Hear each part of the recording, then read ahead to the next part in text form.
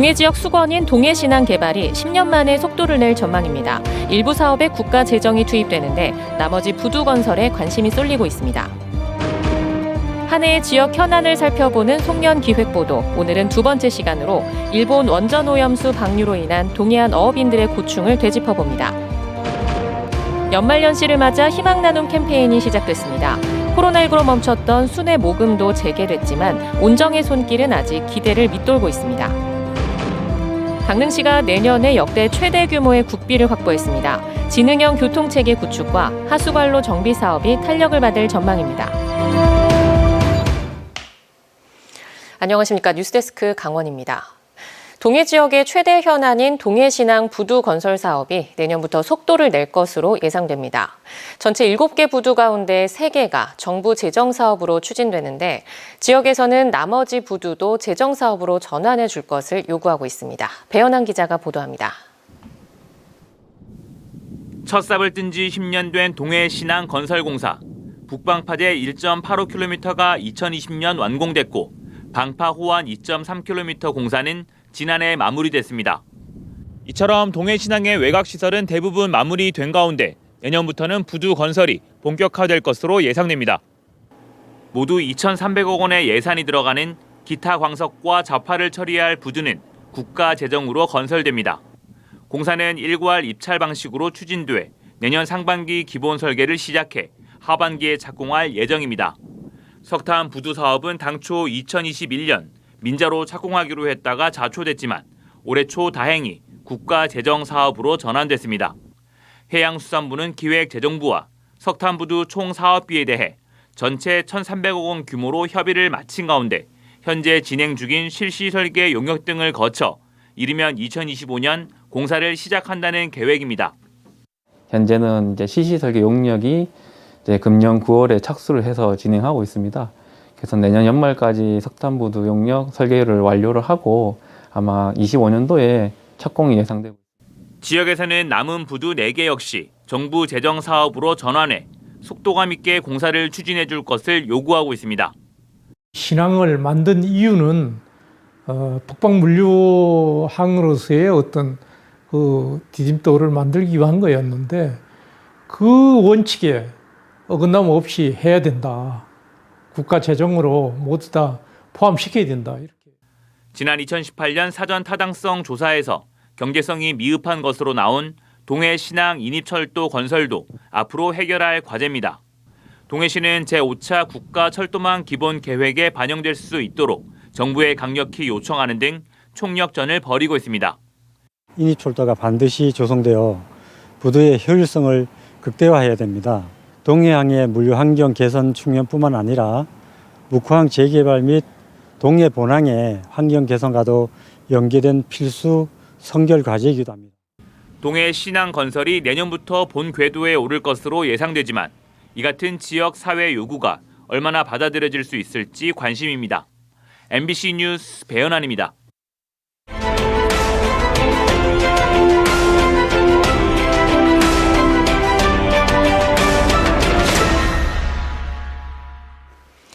(2023년) 지역의 현안을 다시 짚어보는 송년 기획보도 두 번째 시간입니다.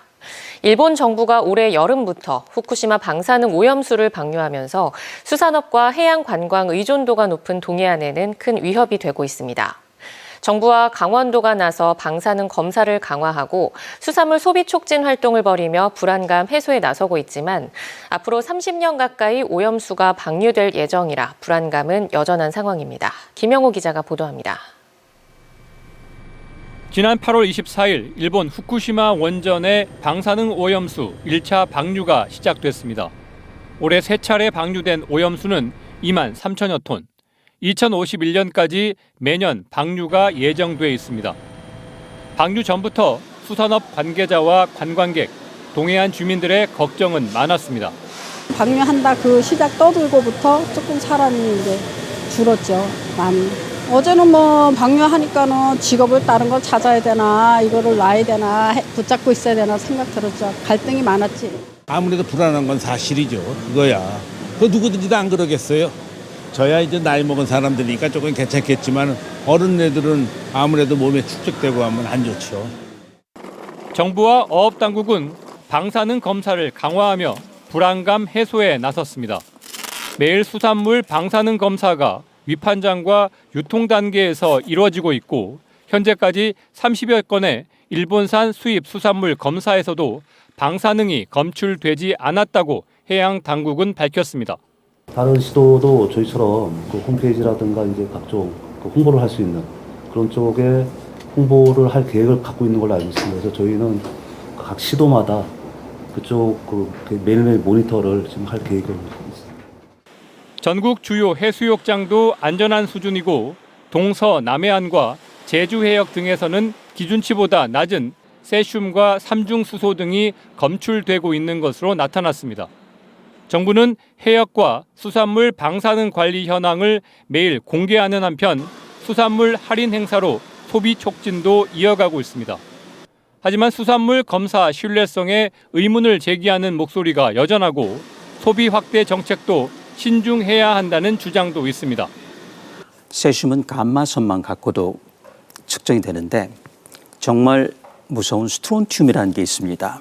이거는 또 베타선이 나와요. 플루토늄 말씀드렸죠. 그건 또 알파선을 잡을 수 있어야 돼요. 근데 정부가 갖고 있는 감마선만 잡는 거죠. 일본 원전 오염수 방류는 내년 2월에도 7,800톤가량 추가로 계획되어 있는데 방류 후 첫 피서철을 맞는 내년 여름쯤 동해안 상경기 변화에 어떤 영향을 줄지 관심이 쏠리고 있습니다. MBC 뉴스 김영호입니다. 올해도 어김없이 사랑의 온도계가 전국에 설치돼 온도를 높이기 위한 노력이 이어지고 있습니다. 코로나19로 중단된 순회 모금 행사도 4년 만에 재개됐지만 아직 온정의 손길은 기대에 못 미치고 있습니다. 유주성 기자입니다.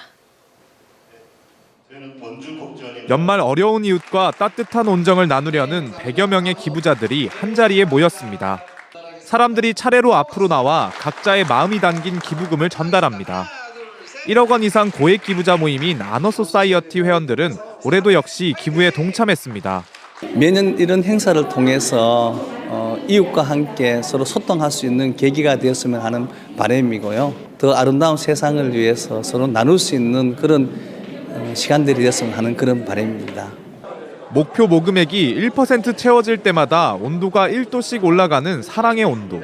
사랑의 온도를 채우기 위한 희망 나눔 캠페인 순회 모금 행사가 원주에서 열렸습니다.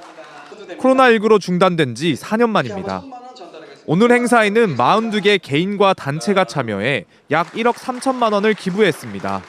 모금 행사 등을 통해 기부가 이어지고 있지만 사랑의 온도를 채우기엔 아직 역부족입니다. 올해 강원 지역 모금 목표액은 85억 3천만 원, 모금액은 35억 3천만 원으로 사랑의 온도가 41.3도에 그치고 있습니다. 목표액 4,300억 원 중 2,700억 원이 모여 62.9도에 달하는 전체 평균보다 20도가량 낮은 수치입니다. 작년과 비교해 봤을 때 온도탑 순지가 조금 더디게 올라가고 있습니다. 그만큼 모금액도 좀 적고요. 남은 시간 동안 많은 분들이 참여하셔서 온도를 올려주시길 정말 간절히 부탁드리겠습니다. 모금에 참여하는 방법은 간단합니다. 사회복지공동모금의 홈페이지에서 간단한 절차를 거쳐 기부를 할 수도 있고 원주시청 등에 설치된 키오스크로 카드 결제도 가능합니다. 이렇게 모인 모금액은 겨울철을 나기 힘든 사회 취약계층에게 전달됩니다. 겨울에 보내주신 소중한 성금은 강원도 내의 어려운 분들, 특히 복지 사각지대 여러분들을 위해서 쓰여지고 있습니다. 이 겨울에 저희가 연탄을 또 지원하고 있고 난방비를 지원하고 있고요. 강원권 모금 행사는 내일 인제군을 마지막으로 모두 마무리되고 희망 나눔 캠페인은 1월 31일까지 진행됩니다. MBC 뉴스 유주성입니다. 강원 동해안에 20일 가까이 건조특보가 발효 중인 가운데 강한 바람이 불면서 산불 위험이 고조되고 있습니다. 강원지방기상청은 오늘 밤까지 강원 영동의 순간풍속 시속 55km, 산지에는 시속 70km 이상의 강한 바람이 부는 곳이 있겠다며 불씨 관리에 각별한 유의를 당부했습니다. 모레까지 낮 최고 기온은 동해안 5도에서 10도, 산지 1에서 5도, 내륙 4에서 7도 분포로 평년과 비슷하거나 조금 높은 수준을 보이겠지만 아침 기온은 내륙과 산지를 중심으로 영하 5도에서 영하 10도 안팎까지 떨어져 춥겠습니다. 강릉시가 내년에 역대 최대 규모인 4,200여억 원의 국비를 확보했습니다. 이번 예산 확보로 강릉시는 사천과 옥계 지역 하수관로 정비 사업에 88억 원, 공공임대형 지식산업센터 건립에 52억 원, 지능형 교통체계 구축 사업에 45억 원 등을 투입할 계획입니다. 이 같은 국비 확보는 올해 당초 국비 확보액 3,900여억 원보다 7.5% 증가한 규모입니다. 수소 저장운송 클러스터 비전 선포식이 내일 강원대 삼척 캠퍼스에서 개최됩니다.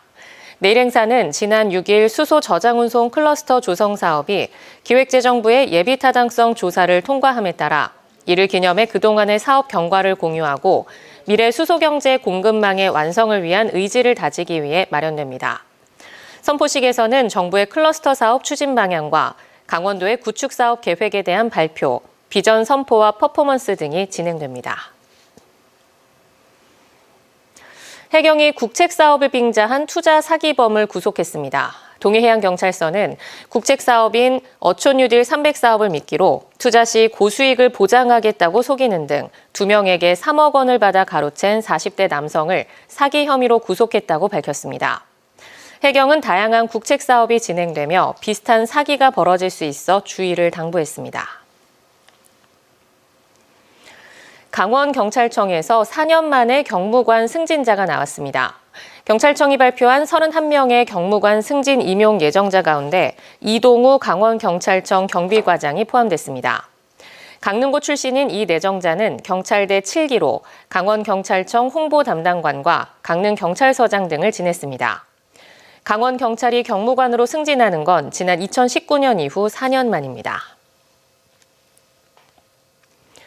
강원 동해안 각 시군들이 새해를 앞두고 주요 해맞이 명소의 안전점검에 나섭니다. 강릉시 등 6개 시군은 해맞이를 보기 위해 수많은 인파가 붐빌 것으로 예상되는 강릉 정동진과 동해 추암, 삼척 세천년도로, 양양 하조대 등에 대해 제설 장비와 난간 시설의 안전 이상 여부를 점검하기로 했습니다. 또 해맞이 당일 많은 차량이 몰릴 것에 대비해 주요 지점에 자율 방범대 등 사회단체와 공무원들을 대거 투입할 계획입니다. 국제올림픽위원회가 2024 강원 동계 청소년 올림픽대회 출전 선수들의 성장을 도울 역할 모델 선수 10명을 추가로 선정했습니다.